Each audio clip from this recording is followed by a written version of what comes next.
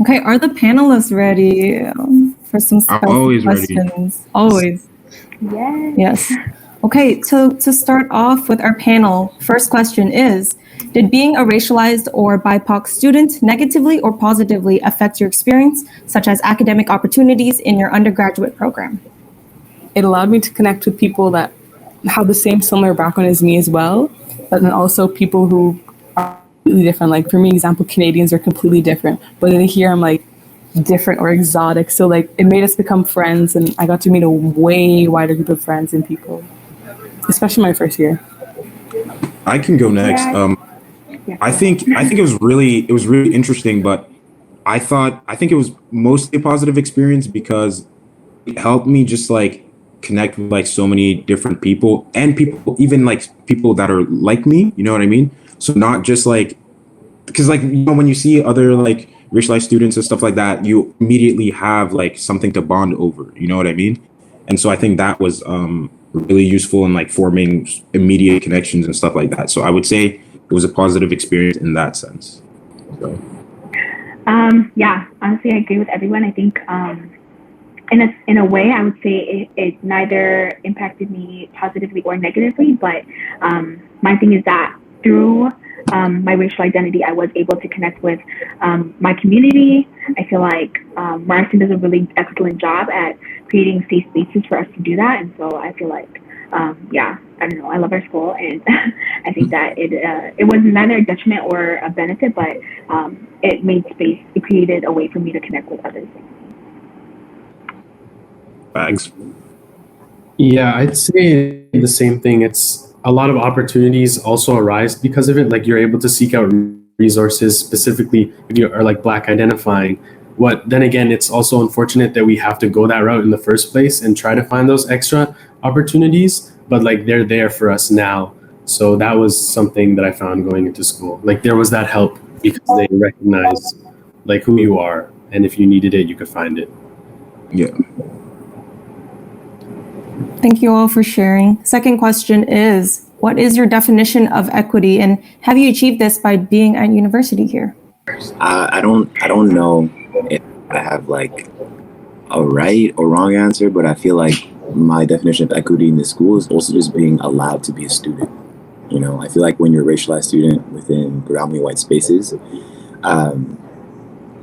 it's just like there's certain things that you have to, be aware of. There's certain things that you have to take that not like, a lot of other students don't have to. And I think that weighs a lot on your mental health and just you physically in this space. So it's like, I feel like the definition of equity is being able to be in those spaces and being accommodated for in ways that white students don't have to be, I don't know if you guys have seen that image. I feel like it's pretty like, it's one of those images that most people have seen, but they show the differences between, I believe it's justice, equality, and equity. And so you see people standing at the fence with different heights, and you can see the difference in the stools that they're given to kind of like be able to see over the fence. So justice is when like it's equal, or equality is when it's like you get the same stool no matter who you are, no matter your differences, you get the same stool. And so what that leaves you with is people still not being able to see over the fence because they're still not tall enough.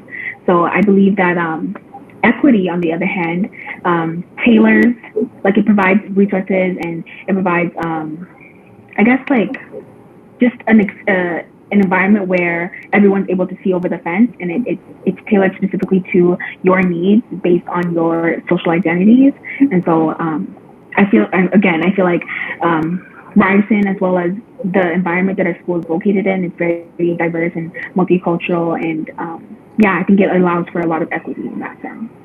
Yeah, I think it's important to understand what exactly it is, like they're saying, because for my final year in film school, Sadina and I, we had pitched a Black film, and at first, we had a really hard time getting greenlit, and the teachers were trying to workshop with us and make the script better, and they were holding off on us. And at first I thought, like this is the only Black film in our year, like they should be just approving us, but then I thought, no, they have to treat us the same as the other films. They care about our story as well. They're going to workshop it with us to become the best it can be, and not just let us get our film approved because we're the only Black film. Like they recognize that, and they paired us with the Black teacher who really worked with us. But again, it's not about them just letting us in. It's about them treating the film the same and working, giving us the same opportunities as the other students and helping us make like the best film that we can make. Yeah. To bounce off of what you just said, though, our fourth year was actually the first time in my experience that I actually got to have a black teacher in the first place, right? And I feel like if I hadn't had a black teacher in that fourth year, I likely wouldn't have written that script, because I feel like I wouldn't have had like someone to amplify sort of like the message that I was trying to, you know what I mean, create with like that story. So I feel like just also equity to me looks like having faculty that is also as diverse as the student body, you know what I mean? And having people, because a teacher's job is essentially to nurture like the student, right? If you have someone that you can see yourself in, it makes that process so much easier and on everyone. So I think having diversity, like, you know what I mean, in the faculty and stuff like that is what equity looks like to me too. Because in a school setting, that's so important to all of us to have like access to certain people that really understand like our experience as like racialized students and stuff like that. Yeah, I agree with what AJ says in the chat as well. Representation is so important. And to be honest, like I'm going to my third year and I have yet to have a professor who is not white or not white passing. So I don't know what that means, but I guess it's something to consider. And also, Akash, I wanted to ask you, with that, you said like it's important to be kind of treated equally as your non-racialized counterparts, I guess, in the classroom or in any setting. But I'm wondering, because we know that racism and biases are so like systemic and ingrained in our society in different ways, getting treated equally, like, do you think it really is equal, or do you think that because of those barriers, there needs to be like accommodations that are made because of your social identity? I think there needs to be accommodations that are made, but I think just the initial fact of them approving my film just because of how I racially identify, I think that's where it needs to be equal. You know, you can't treat a story or a film being proposed better than it is just because you're scared to deny the only black film. So at that entry level point, I think there needs to be equality, and then once you get in the door, they can provide us with the help we need because of our shortcomings. That's a good way to put it. Well said. Emily, did you want to add anything to the question about equity? Everyone was saying, and then going off of Adri's point and Joy's point about having diverse faculty and staff, I do agree, like it's incredibly important, because I know this past year when I redid my first year, one of my teachers, he was black and he was talking, I'm in child and youth care, and he was talking about like black foster care and social justice system, and just hearing it from his perspective, because he knows hand on like what it's like, it was really, I know it was different than if I would have heard it coming out of someone else's mouth. So, yeah. Thank you all for sharing. I'm going to move on to the third question, which is, how does your university experience differ from your high school experience? That's Oh man, where do I start? Can I start, actually? Okay, I'm just going to say like my high school. So I went to a really like white high school. So already like there's a massive contrast between going to Ryerson like and Toronto being like one of the most diverse cities in North America, and going to like this super white high school. It's a completely different environment. So I feel like it's, you know, being surrounded by like so much diversity has like opened my eyes to so many different things, you know what I mean? And like that I didn't have access to in high school and stuff like that. I felt really isolated in high school. And I feel like here I felt like part of like a bigger picture, and that has like opened up so many opportunities to make like friendships and stuff like that, and like just, you know, being surrounded by people that who understand my experience as a black person, you know what I mean? And yeah, so that's been like so useful in like just my growth as a person. And yeah, so it's been really great to just be in an environment where like I'm surrounded by so many different things other than just one thing that can give you tunnel vision essentially.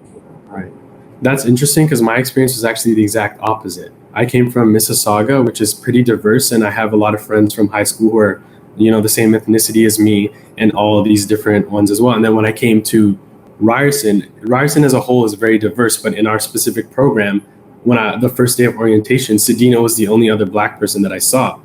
And then it was really different for me, because I was coming from a school that was very diverse to now a program where it was kind of, I was only seeing white people and like stories that didn't represent stuff that I believed in, or could experience myself as well. So I would say any advice to somebody who's coming to university, yeah, Ryerson's very diverse, but you should still seek out, groups and people with similar interests and backgrounds as you, because you may not find the diversity within like your classroom or your specific program assignments, but as a whole, the school is very diverse. Yeah, I didn't even center on the program. That's a really good point. Yeah, I would say my experience is more like Akash's. Is that how you say her name? Sorry if I butchered it. Okay, but for my high school experience, like my high school was extremely small. My whole graduating class was only 17 of us, and each of us was like from a different culture. So I've always been exposed to like a bunch of different cultures and people from different ethnicities, all of that. And then coming to Ryerson, yes, as Akash said, it's people from everywhere. But in my specific program, I found that there were a lot of like Asian Canadians, people from the Middle East, and there weren't any people from the Caribbean for starters, and there weren't that many Black students. So as Akash was saying, trying to find those different groups, like I tried to join the Caribbean Student Association, but I was really bad and like never went to the meetings and stuff like that. And that's something I do regret, because I know that probably would have connected me to a lot more people who identify as I do. So. Yeah, just to hop on, I'm honestly so interested in the varying like experiences. Mine is completely different. I came from a predominantly Black high school. Like we were all Black. So going to Ryerson, it was great because I was exposed to different backgrounds and different cultures, but I also felt myself, I guess, kind of censoring myself. And I'm sure a lot of racialized people can relate, code switching and being extra cautious and aware of how I'm presenting myself, because I'm in politics and we know what politics means. It's white men. It's white males. That's all it is. I'm probably one of 3 Black women and probably one of maximum 7 Black people, period, in my program. And then also speaking like general like non-Caucasian people, it's also very limited as well. It's just white people. And so, yeah, definitely feeling like I have to censor and code switch, which I'm sure most of you are aware or can relate to. So yeah, that's my experience. I'll be honest, my experience went same. In high school, it's predominantly like white or like non-Black. And then when I went into university, specifically my program for the performance acting program, it was predominantly white. We had a class about 24. That's what we started with, and there were only like 4, people of color, like 3 Black people and 1 non-Black person. And we had to go like pretty much 4 years of being surrounded by like predominantly like white faculty members, and white pedagogy in terms of like what we're learning as well. So yeah, you really got to find like those group of people who can just like get you through and, can just remind you of like where you're at, what you need, have that safe space to be able to, vocalize what you're going through and being able to share that, that shared experience, because that will really push you through and get you through the program. Yeah, to add on to what Akash and Michael said, I think in high school, duties are kind of given to you and reminded of by teachers to, go for help and to make sure you do all that you need to do. But when it comes to university, you're kind of on your own. And so I think it's really crucial that you guys pointed out, you need to reach out for help, because no one can help you best except for you. And you can only be helped if you are willing to be helped, if that makes sense. Yeah, so just being open to that and looking out for places for support is really important. And the 4th question I have is, what advice would you give to your younger self before joining here at university? Be unapologetically yourself. I'm gonna just leave it at that. I was gonna say get more involved. Like get involved in everything you can get involved in. Just do, even if it doesn't sound like it's something you'd be interested in, just try it out for a day or 2. Like you never know, because that's how you find your new hobbies. You meet so many new people from not just your own program, but Ryerson has over 40,000 kids. Like there's a good chunk of them who are into the same things. You just gotta find them. I think also like something like what Emily said, like just try as many things as possible. I think what I would have told myself is to experiment a little bit more, even if, like she said, if it's stuff that I may not be like interested in, just still going for it and learning new things. I feel like my growth as a person would have happened like much faster if I had tried more things, and you know what I mean? And yeah, just explored like different avenues and stuff that I'm doing now, but that like, you know, perhaps I'd be more advanced in if I'd started earlier. So that's definitely a thing for me. I agree. I think I really like Michael's point. I was actually talking to Sarah in the breakout room, or the little like the room, about like just being yourself, and so I really resonate. That resonates with me. I would say also to be forgiving with yourself. Like I feel like kind of going off of what Ali said, it's easy to put a lot of pressure on yourself and to like expect greatness right from the beginning, but you're gonna make mistakes. You're figuring this out for the first time. So yeah, like everything will work out. It's not the end of the world if you don't get the grades you want. It's not the end of the world if something happens. It's not the end of the world. So yeah, that's my advice. For me, I think I would have told myself to just keep looking for people to connect with, because I said that when I got into my program, Sedina was the only person I saw who looked like myself. And then after I met him, I kind of was just like, okay, I found this one person and I'm good. But, you know, there's all these other programs. There's like creative industries, there's theater. And it wasn't until this year, really, when we made our film together, that I met Michael and all these other people who are at Ryerson and that I could relate to on like an ethnic level. So I think I would just tell myself to keep looking for people who like the same things as me and look like me, rather than just finding Dina and stopping, even though he is like my best friend. But that felt like a big. Oh yeah, it's like we basically like we've known each other our whole lives. That's what it feels like, even though it's only been like 4 years. It's insane. My brother. Oh yeah. Sorry, I was going to say I want to hear from Vivian too. Of course, you're a racialized person, so also offer a different perspective. You and Ali, so yeah. Oh my God, girl, you're making me blush. Turning the tables already on my own event. I was going to share that my brother, he shared this with me. I think it's very important because when we're going through stages of our lives, even outside of university, when we're trying to find a job or doing a career switch or having that midlife existential crisis, it's important to not burn out. And so the quote was, don't burn yourself out in order to keep others warm. And I think I'm the type of person that's a people pleaser, and I spread myself too thin, putting things on my plate that, you know, you could say no to, you could sleep on it, but instead you just want to please everyone. So it's important to keep that in mind as you're going through stages of your life. Thanks for asking me, Joy. All right. If anyone has any questions, type it in the chat. We still have around 6 minutes before we can go on to our breakout rooms to play some games. Not really games, it's kind of just getting to know one another. But it's still fun, so therefore it's a game. So the question I have while we're waiting for questions in the chat. Dina, look at. Oh, what's your movie about? Okay, we'll take that one. Oh man, do you want to go or do you want me to go? No, you wrote it. Go.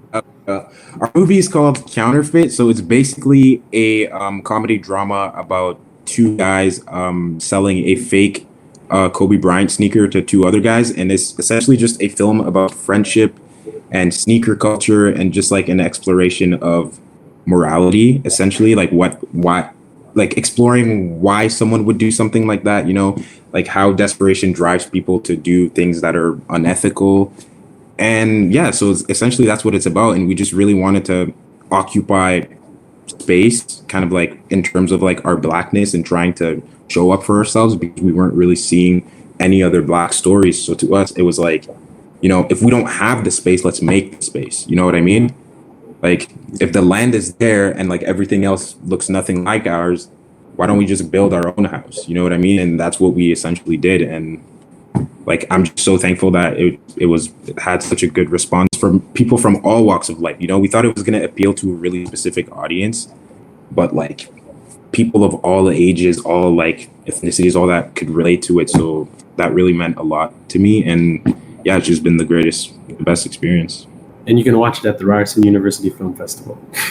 Yeah, the rest of the week until Friday. Feel free to send a link in the chat. We can send you guys the link.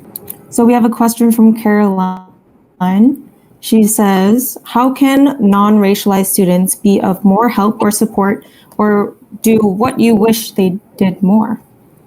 What do you wish they did more? Personally, I say listen, like just have open ears and being able to be vulnerable in the space and being like not being afraid of making mistakes. when, you know, having those, I guess, like tough conversations or uncomfortable conversations. Because I feel like when it comes to racialized students, I think most of us just want to feel safe. Most of us just want to, like, you know, voice how we feel and meet somewhere where we can move forward, you know, and it doesn't have to be perfect. So yeah, just being able to listen, honestly. Like I was saying, I think it's very easy to just not take that step to educate yourself. But I think that's the best way to just go about making yourself aware of the issues that face other communities, and that's the best way to be an ally, in my opinion. Obviously, can't speak for every group, but I think that just taking that step to just even know what's going on and to be aware of stuff that's going on, and that way you can best understand and aid if there is a need for that. So yeah, that's my opinion. And there's lots of free Google information, so love Google. No, she's right. Listening is very important because, like, I've had a few friends where you can be complaining about something that they don't necessarily understand and they won't even try to understand. Like, you have to recognize that you may not understand a certain situation, but the feelings that person is feeling, like, they're coming from a real place. And even if you don't get it, there's obviously something that's upset them, and it may have to do with their background. So just like really trying to, even if you can't help, just listening. Yeah, exactly. Feelings are valid regardless. Having empathy for whatever other people are going through, essentially. Yeah. Mm-hmm. And keep maintaining an open mind as well. Like, just people have all kinds of problems. The world is so, like, complex, and it's not just a one-way street. You know what I mean? Everyone has their own avenue and has their own issues, no matter what level you think they may be at in life. And, like, everyone has a struggle, essentially, really. So just trying to understand, like, the different facets of, like, people's experiences. Yeah. And I don't want to speak too much, but I wanted to add one super quick thing. I feel like for a long time, the indigenous community was, I don't know, like not shunned, but like kind of overlooked in all of like racial struggles or like racial, I guess, movements.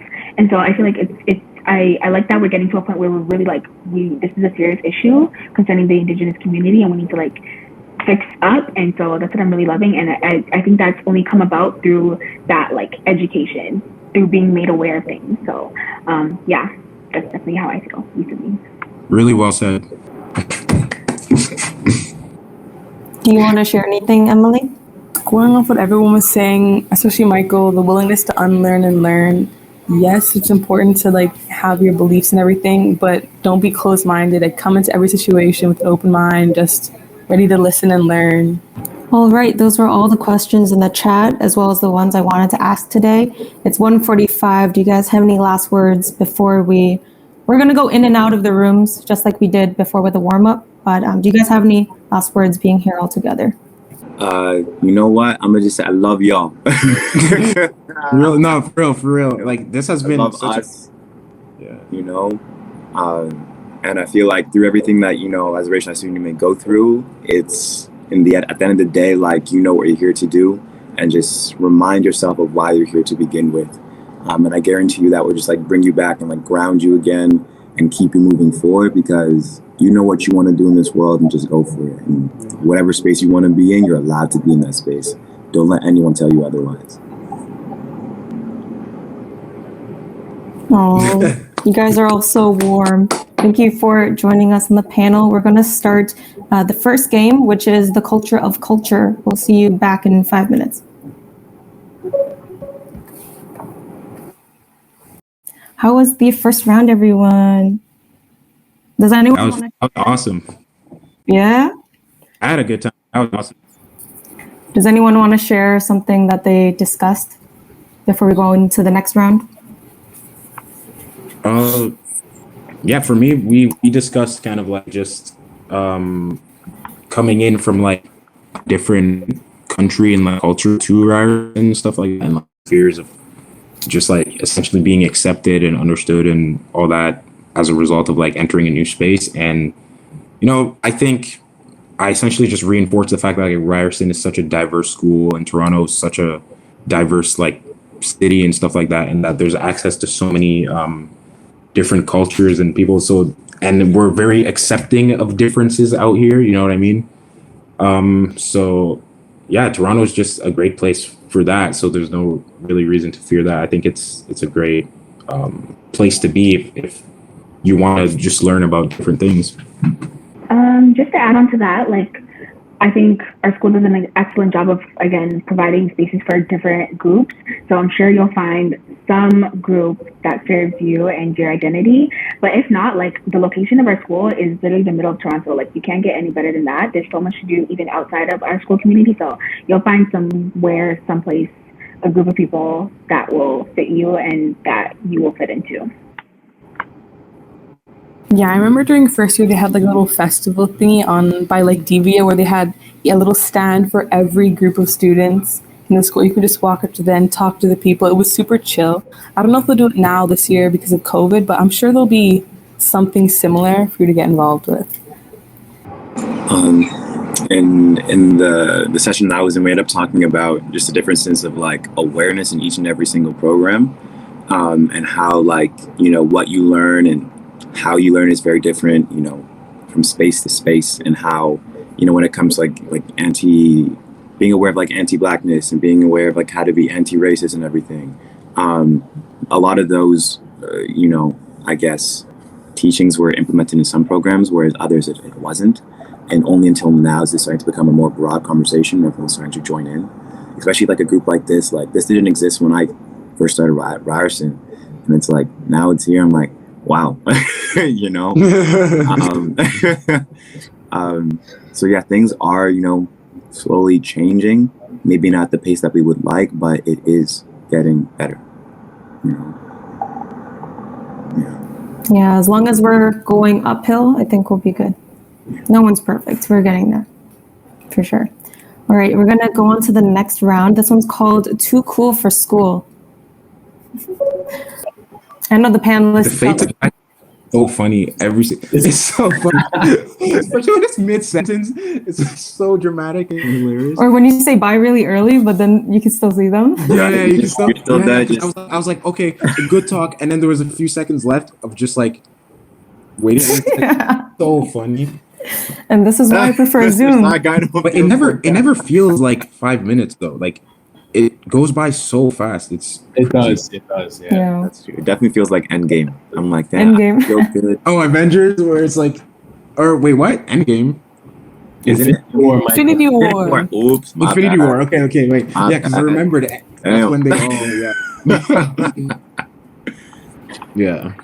Does anyone want to share anything that they learned, or just about the discussion that they had with some new faces? All right, keeping it confidential. We'll move on to the final round. I think, yes, we're a little bit past 2, so we will get on to it. Emily's typing. Emily, stop typing. All right.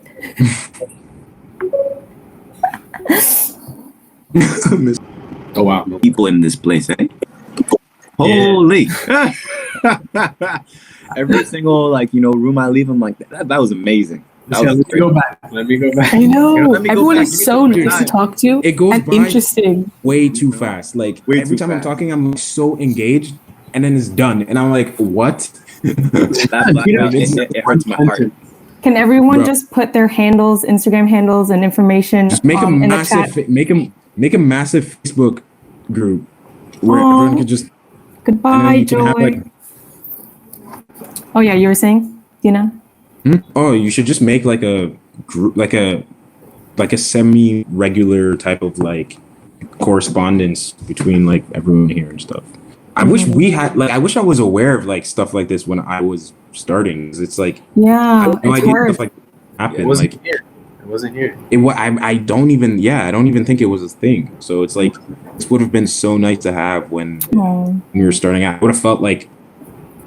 would have felt the sense of like community and understanding way earlier, you know? Big time.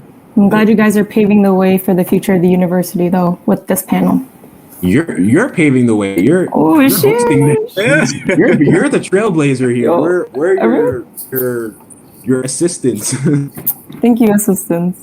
Okay, I apologize. We're a little bit past time, but it seems like you guys had a lot of fun with like the 5 minutes fell a lot shorter. It means that you're having a good time. I just want to, let everyone put their handles down and connect. I want to say thank you for participating in our What to Expect Racialized Student Experiences event hosted by yours truly, Ryerson SLC, where we put the you in our you, hosted by Vivian. And if we could give a virtual round of applause to the rock volunteers here that helped facilitate it and the panelists tonight, that would be greatly appreciated. Send the love in the chat box. And we couldn't have run this event without you guys. So thank you so much for coming here and sharing your opinions. It's very meaningful to not only everyone here, but also me. I'm learning a lot. So we hope that this event make you more acquainted with other BIPOC students, and just know that there are resources for you to check out if you ever need support. Know that you are fully accepted and that this university is a safe space for you to be yourself. Feel free to reach out to the panelists or myself after the event, and all the information will be in the chat box for some resources which you can save. With that being said, enjoy the rest of your day. If you guys want to chat, hop on stage, and we'll be around for a bit. Also, big shout out to Vivian as well. Like, come on, great host. Hey. I just met Michael today, and he's Dude, I'm so glad. I'm actually so glad you contacted us for this. Like, this has been such a good experience for me. Like, everything happens at the right time, I guess, because since I couldn't get it when I was starting, I'm getting it now, and this meant a lot, honestly. Shout out Michael, award-winning actor. Hey. Let's go, Michael. Yeah, they had to make the craziest thing. They had to make an award for like our film because they couldn't pick one actor from our film. They're just like, okay, they had such choosing one. They had to make an ensemble cast award. Oh my god! To accommodate all of them. Yeah, that's how good they were as like a unit. It's crazy. Shout out Dina Tosh for making best film, nominated for best film. Come on now. Best film, yeah, and the BIPOC award and the BIPOC award, Dina award. Yeah, it's crazy that I won that. I honestly was not expecting it at all, but when it happened, I was just like, my brain just went blank. Like I didn't even know what. That's why I didn't even prepare a speech. Like I didn't know what to do or say. But I'm really glad I did that. There's like I think 18, 16 films. Like they're all great. You can watch them all at the Ryerson University Film Festival site. Yeah. Mm-hmm. But the awards you guys got, I'm sure it's well deserved. Well, 100% deserved. So don't feel like you just got lucky. It was your hard work and persistence that got you. I'm trying not to. Yeah, no, I think we worked really hard. So we really did deserve that. But it's just great to even just get that feedback, of like, yeah, you did a great job, because it's like you're sitting with it for so long and working on it for so long that like you get tunnel vision. And then seeing other people see it for the first time and like just respond to it and stuff, it's great. Yeah. Damn, nobody wants to be the first one to leave, eh? Joy only left because she had to leave. So. Right. You know what? I'm kind of hungry. I'm gonna go get some food real quick. Oh, Michael, I didn't think you'd be the first one to go. I wasn't going to, but Akash is really like, okay, bet. I got you. You gotta eat. Gotta do what you gotta do, man. Get that protein. I literally. Yo, Michael, are you still good for Saturday? Oh yeah, I'm still good for Saturday. Like I work down the block, so and everyone's making link ups right now. My lunch is I ran here at lunch to take the panel. Your lunch? Like I'm at work right now all day, but my lunch is 1 to 2, so I ran here from work to take the panel. Wow. Like technically I'm late, but it's whatever. Commitment. Man of the community. Hey. All right. No, this was great. Honestly, like thank you for reaching out to us. Thank you for letting me hop on board. I just kind of joined. This guy took over. That was great. You're a great addition. I'm so glad you hopped on. Thank you. This was fun. Again, like I just wish I was aware of like stuff like this more. Because like if you hadn't reached out to us, I honestly wouldn't even have known that. Yeah. Well, we might have seen Soraya post it or something. Yeah, that's true. That's true. That's true. Like the people who are like, just in the chat, should they be able to join the stage, right? Hell yeah. Yeah, they can join the stage as well. I think 8 people max, but yeah, anyone can join. Is there anyone? Or else I'm gonna start calling names. Someone left, like, oh, not me. Come on, let's go, Emma.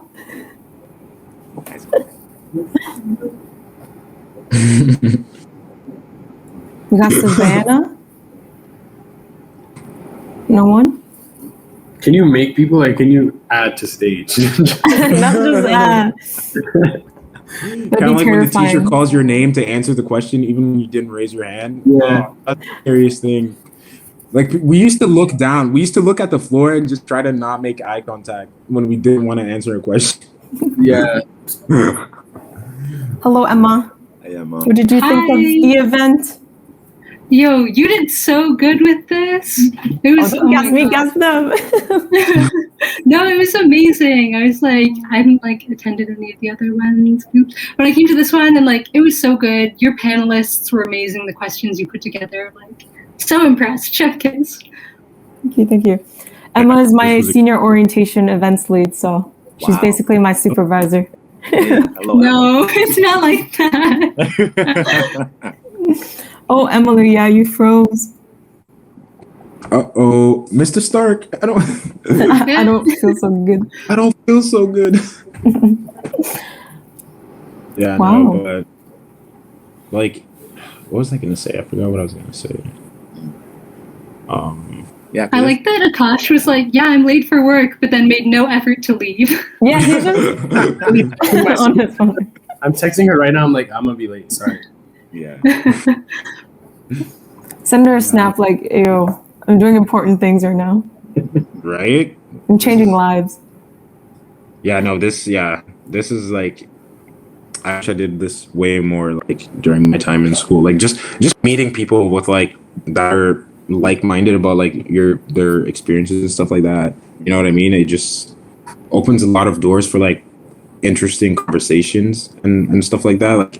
Like even this, there's some stuff, a lot of things here that people have said that I'm going to be thinking about months from now. Maybe the tea thing, Vivian. The tea thing. The tea thing. The little. Oh right, I told Akash something from my culture. When you're at dim sum or yamsa is what they call it when you drink tea at a restaurant, and someone's pouring you tea in a cup, you have to do this on the table with 2 fingers, and that shows thank you and keep pouring thank you. So you just tap while they're pouring it. Yeah, but not on your finger. It's on the table. I just can't. It's like this. Yeah. Oh, there we go, like that. wow. Wow, yeah, that's cool. Yeah. Akash, do you want to share your Something new every day.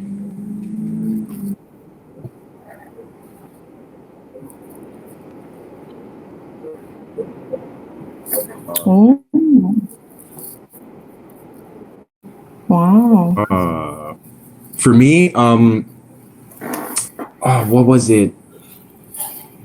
There was something that said that in my culture, it's if you hand someone a bad object, you have to put it down first and they pick it up, you a knife or anything like that, because it means you're gonna have conflict with that person. It's a superstitious thing where it's anything that's potentially dangerous or has a negative connotation, just put it down and have them pick it up and not give it to them, because it signifies kind of incoming conflict between the two of you. So my mom told me when you're eating food and the cleaner your plate is, the more good looking your partner will be. Really? Yeah. So I'm clearing my plates. Every time. Superstition. That's really interesting. Another one is that if you have a lot of holes in between your fingers, it means you're gonna lose a lot of money in your life. No. What the? I know. Look at this hole. Okay, I'm good. Oh no. You're just curling them now. Another thing is I'm Bengali, so every time I leave the house, I don't do this every time. I should. You touch the top of the door frame, and that'll bring you home safely. Oh, really? From wherever you're leaving, you touch the top of the door frame. Is there a way you have to do it with 2 fingers? Well, no. Usually there'd be a little Ganesh above it, one of our gods. But you can just touch it with your palm, and it means you'll come back home safe. Oh, that's cool.